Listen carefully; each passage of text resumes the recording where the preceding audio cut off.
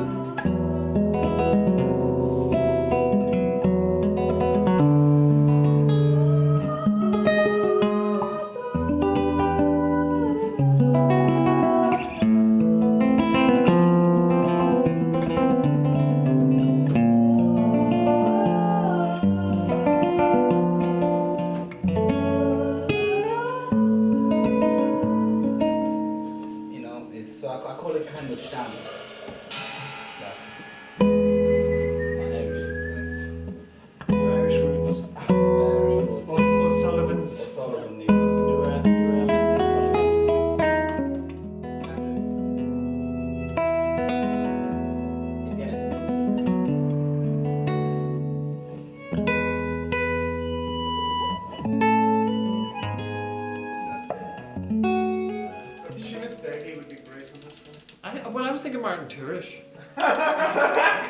You know, I can hear more of Martin Turish kind of influence into it, you know. Like the way he kind of sings, it's kind of bare, you know, I'd love to do it in a way that it's nearly trying to run with eggs.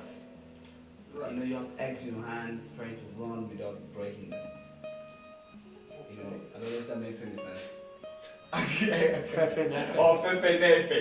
It's like... I'm not telling you what that is. Fefe Nefe. Or like, you know, having like just, water in the palm of your hand. You know, try to just not throw that one. That'll be the idea of the piece. To just kind of, it's there, it's nearly changing, but it's not changing. You know what I mean? That's the whole tune really. So it's really, the whole tune is just based on the melody.